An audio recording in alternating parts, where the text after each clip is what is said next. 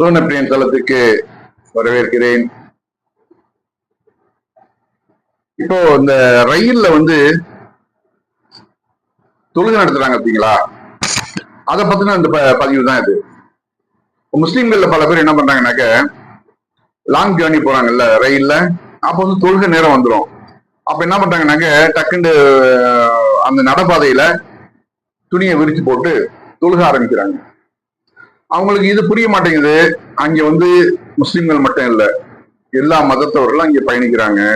நாம இருக்கிறது இந்துக்களும் முஸ்லிம்களும் கிறிஸ்துவர்களும் நாத்திகர்களும் நிறைந்து வாழக்கூடிய ஒரு நாட்டுல நம்ம வாழ்றோம்.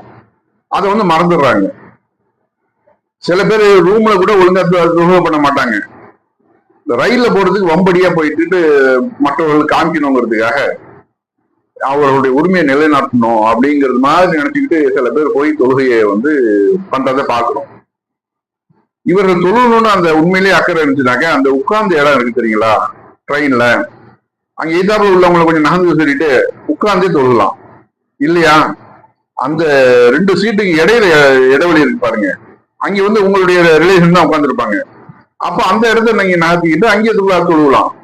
அப்போ நீங்க கிபிலாவெல்லாம் பார்க்கணும்னு திசை மேற்கு திசை தான் இருக்கணும் அப்படிங்கிறதுலாம் ஒரு ரயில் ஓட்டத்துல நீங்க பார்க்க வேண்டிய அவசியம் இல்லை. ஏன்னா நீங்க மேற்கு நோக்கி இருந்தீங்கன்னாக்க ரயில் திடீர்னு ஒரு டேர்னிங் பண்ணுவாப்புல. அந்த டயத்துல உங்களுக்கு அதே மாதிரி விமானத்துல போறப்பையும் சரி, பஸ்ல போறப்பையும் சரி, நீங்க திசையை பார்க்கணும்னு அவசியம் இல்லை. இஸ்லாம் எல்லாத்துக்கும் ஒரு பிளெக்சிபிளான ஒரு மார்க்கம். அது நீங்க எந்த நேரத்திலையும் நீங்க தொழுகையை கடைபிடிக்கலாம், உட்கார்ந்துக்கிட்டே நீங்க தொழுகலாம். இது எந்த ஒரு பிரச்சனையும் இல்லை. அடுத்தாப்புல இன்னொன்னு இருக்குது, தொழுகையில நீங்க பிரார்த்தனை நீங்க பண்றீங்க, ஓகே. பயணத்துல நீங்க இருக்கீங்கன்னு வச்சுங்களேன், அப்போ நீங்க என்ன பண்ணலாம், தொழுகையை சுருக்கி தொழுகலாம். இப்ப 4 ரக்காத்து தொழக்கூடிய இடத்துல 2 ரக்காத்து தொழுகலாம்.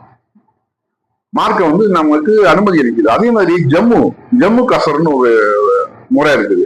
அது எப்படின்னாக்க, 2 தொழுகைகளும் சேர்த்து தொழுகிறது. பிரயாணத்துல நமக்கும் மற்றவர்களுக்கும் இடைஞ்சல் வரக்கூடாது அப்படிங்கிறதுக்காக தான் இந்த ஜம்மு கசர்ங்கிற ஒரு ஏற்பாடும் இஸ்லாத்துல உண்டு. அது ரொம்ப பேருக்கு தெரியாது. எப்படின்னாக்க, லுஹரையும் அசரையும் சேர்த்து தொழுதரலாம், மகரிபையும் இசாவையும் சேர்த்து தொழுதரலாம், மாலை நேரத்தோடையும் இரவு நேரத்தோடையும் சேர்த்து தொழுதரலாம். ஏன்னா அது பிரயாணத்துல அது உங்களுக்கு அனுமதிக்கப்பட்டிருக்குது. அதை யாரும் யூஸ் பண்ண மாட்டாங்க.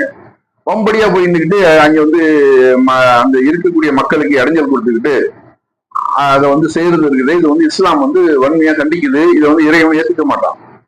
அதான் அந்த டிக்கெட் பரிசோதகர் அழகா சொல்றாருல, நீங்க என்ன உங்களுக்குதான் அங்கே சைட்ல தான் இடம் இருக்குது, அங்கே தொழுகலாம்ல, ஏன் நலப்பாதையில போய் தொழுகிறீங்க?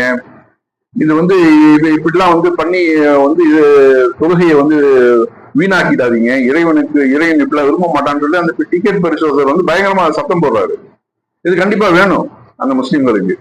இது மாதிரி தேவையில்லாத பிரச்சனைகள் நாம ஒரு மாற்று மத ஆட்கள் இருக்கக்கூடிய ஒரு நாட்டில் நம்ம இருந்துட்டு இருக்கிறோம். அப்போ எப்படி நம்ம ஒரு சுமூகமா நம்ம நம்முடைய நடவடிக்கைகளை வச்சுக்கணும் அப்படிங்கிறது கூட தெரியாம படிப்பறிவு இல்லாத ரொம்ப பேர், அதாவது மார்க்கம் மூர்க்கத்தனமா அதெல்லாம் செய்யறது. இதுக்கு மார்க்கத்துல அனுமதியே கிடையாது. மற்றவர்களுக்கு இடைஞ்சல் பண்ண சொல்லி இஸ்லாம் எந்த வகையிலும் நமக்கு அறிவுறுத்தல. அந்த கம்பார்ட்மெண்ட்லயே சில பேருக்கு இப்போ டயாபிட்டிஸ் பிரச்சனைகள்லாம் நிறைய பேருக்கு இருக்கும். அடிக்கடி ஒரு 20 நிமிஷத்துக்கு ஒரு தடவை போய் ஒண்ணுக்கு போகணும்னு எந்திரிப்பாங்க. லேடிஸும் இருக்கும், ஜென்ஸும் இருப்பாங்க. ரொம்ப பேர் ட்ரெயினை தேர்ந்தெடுக்கிறதுக்கு காரணமே இந்த மாதிரி லெட்டின் வசதி இருக்குது. அங்கே நம்ம லாங் ஜர்னி போறப்ப நமக்கு பிரச்சனை இருக்கக்கூடாது. ஏன்னா பஸ்ல போயிட்டு நிறுத்த சொல்ல முடியாது. பஸ்ல எங்கேயும் எல்லா இடத்துலயும் லெட்டின் வசதியும் இருக்காது. ஆனா ட்ரெயின்ல லெட்டின் வசதி இருக்கிறதுனால ஈஸியா நம்ம போயிட்டு வந்துடலாம் அப்படின்னு அடிக்கடி எந்திரிச்சு போகக்கூடிய உள்ளவங்களும் இருப்பாங்க.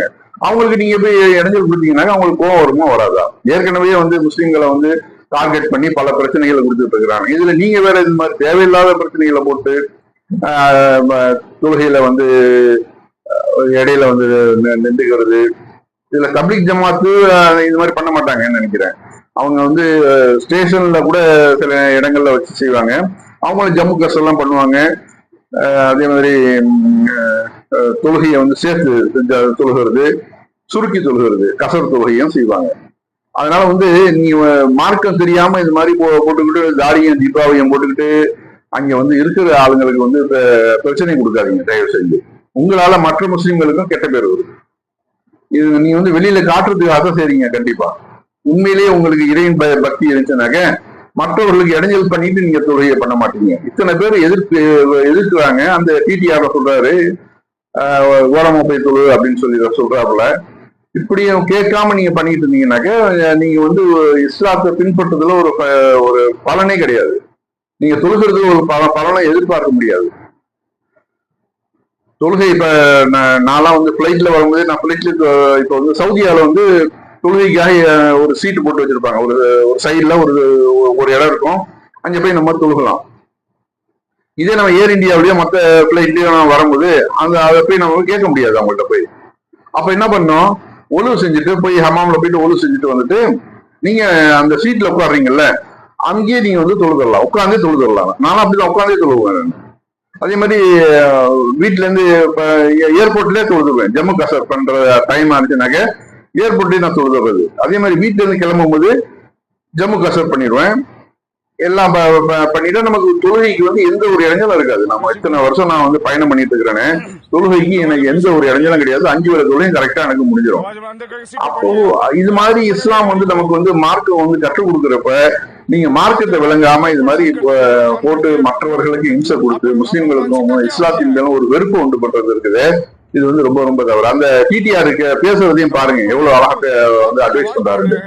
तो आप ऐसा कीजिए कि किसी को परेशानी नहीं हो। आप नमाज पढ़िएगा, 1000 आदमी को परेशान कीजिएगा, पूरा 72 आदमी डिस्टर्ब हो रहा है यहाँ गाड़ी में। सोच को बदलिए। नमाज पढ़ते हैं तो सोच को बदलिए। नमाज पढ़ने के लिए आप इधर पढ़िए ना जब नमाज यहाँ पढ़ने में क्या हो रहा है। ஓகே, இது ஒரு சைடுல போதுங்களா. அடுத்த ஹிந்துக்களை எடுத்துக்கணும். ஹிந்துத்வா குரூப் அவங்க என்ன பண்ணுவாங்கன்னா பஜனை பாடுவாங்க ரயில்ல உட்காந்துக்கிட்டு. அப்பதான் வந்து அவர்களுக்கு பக்தி மேலோங்கி வரும். மற்ற இடங்கள்ல எல்லாம் வந்து பக்தி பாடல்கள் எல்லாம் பாட மாட்டாங்க. ரோட்டை நடந்து போவாங்க, அப்பெல்லாம் சாதாரணமா போயிடுவாங்க. இங்க ரயில்ல உட்காந்துக்கிட்டு மற்றவர்களுக்கு தூங்கிட்டு இருப்பான். ஒவ்வொருத்தரும் தூங்கிட்டு இருப்பான். அவன் ஒருத்தர் நோயாளிகள் பல பேரு. இது மாதிரி சத்தங்கள் வயசானவங்களுக்கு இந்த சத்தங்கள் பிடிக்காது. அங்க உட்காந்துக்கிட்டு டோலக்கு அது இதெல்லாம் எல்லாத்தையும் எடுத்துட்டு வந்து உட்காந்துக்கிட்டு ஜெய் ஜெய் ஸ்ரீராம் ஜெய் ஜெய் ஸ்ரீராம் சொல்லிட்டு பக்தி மேலவங்க பயங்கரமா சவுண்டு போட்டு பாடுறாங்க. இது எப்படி அனுமதிக்கப்பட்டது? இதுவும் அனுமதிக்கப்படல. இதுவும் வந்து இந்து மதத்துல இப்படி ஒரு கான்செப்ட் எல்லாம் கிடையாது. இது இவர்கள் வந்து எப்படி இந்த வழியில தொழுகை நடத்துறாங்களோ அதே மாதிரி குரூப் தான் இந்த குரூப்பும். உட்காந்துக்கிட்டு மியூசிக் போட்டுக்கிட்டு அடிச்சுக்கிட்டு ரகலை பண்ணிட்டு வர்றது. உனக்கு வந்து தூக்கம் வரலன்னா நீ ஹெட்போனை போட்டுக்கிட்டு பாட்டு கேட்டு நீ பாட்டு போயிட்டே இரு. மற்றவர்களோட தூக்கத்தை கெடுக்கிறதுக்கோ மற்றவர்களுடைய அமைதியை கெடுக்கிறதுக்கோ உனக்கு யாரு அனுமதி கொடுத்தது? ஆனா இது வந்து போலீஸ் வந்து ஒண்ணுமே கண்டுக்காது சில இடங்கள்ல. இப்போ ஒவ்வொரு இடங்கள்ல இதை வந்து தடுக்கிறாங்க. இதை வந்து நீங்க வந்து இந்த ஹனுமான் சல்சா இருக்குல்ல, இதெல்லாம் வந்து தடை செய்யணும். எப்படி தொழுகையும் தடை செய்யுங்க. கண்டிப்பா இது வந்து அனுமதிக்க முடியாதது. இஸ்லாமிய சட்டத்துல அது கிடையாது. இவர்களா வம்படியா செய்யக்கூடிய இந்த பிரச்சனையை நம்ம ஒரு முடிவு கொண்டு வருவோம். அவர்களையும் வந்து அவர்கள் இருக்கக்கூடிய இந்த சீட்லயே உட்காந்து தொழுகலாம். அது வந்து இறைவனை ஏற்றுக்கொள்வான் கண்டிப்பா. ஏன்னா எந்த ஒரு ஆத்மாவையும் அதன் சக்திக்கு மீறி நாம சிரமப்படுத்துவதில்லைன்னு அல்லாஹ் வந்து குர்ஆன்ல சொல்றான். அப்போ உங்களுக்கு உங்களால முடிஞ்சா நீங்க தொழுவுங்க. இல்லையா நீங்க பாட்டு விட்டுட்டு போயிடுங்க. அந்த உட்கார்ந்து கூட தொழுவதற்கு உங்களால முடியலையா, இறைவன் வந்து உங்களை மன்னிச்சு விட்டுருவான். அந்த மாதிரியான இக்கட்டான நிலைமையில நீங்க போய் இப்படி போய் வம்படியா அவங்களுக்கு மற்றவங்களுக்கு இடைஞ்சல் கொடுத்து நீங்க தொழுகிறதுனாலயோ அல்லது பஜனை பாடுறது ராமகாதை அதெல்லாம் வந்து பஜனை பாடுறதுனால நீங்க வந்து இறைவனுடைய அன்பை பெற முடியாது. அது தொழுகையாளிகளா இருக்கட்டும் இல்ல பஜனை பாடக்கூடிய இந்துக்களா இருக்கட்டும் யாரா இருந்தாலும் இறைவனுடைய அன்பு பெறணும்னா நீங்க வந்து மற்ற மனிதர்களுக்கு முதல்ல இடைஞ்சல் கொடுக்காம இருக்கீங்க. அதாவது ஒருத்தர் வந்து மறுமையில வந்து சொல்லுவாராம், இது மாதிரி வந்து நான் வந்து பசிச்சிருந்தேனே எனக்கு சாப்பாடு கொடுத்தியான்னு இறைவன் கேட்பானா. உனக்கு நீ இறைவன் அகில படைச்ச இறைவன் நீ எப்படி பசியோட இருப்ப? இல்ல ஒரு அடியான் வந்து உன்கிட்ட வந்து சாப்பாடு கேட்டானே அது கொடுத்தியா? அங்க கொடுத்துருந்தேன்னா அங்க நீ என்ன பார்த்திருப்ப? அதே போல ஒரு கிழிஞ்ச துணியோட வந்து துணி கேட்டுக்கிட்டு ஒருத்தன் வந்தானே, நான் வந்தேனே எனக்கு நீ துணி கொடுத்தியா?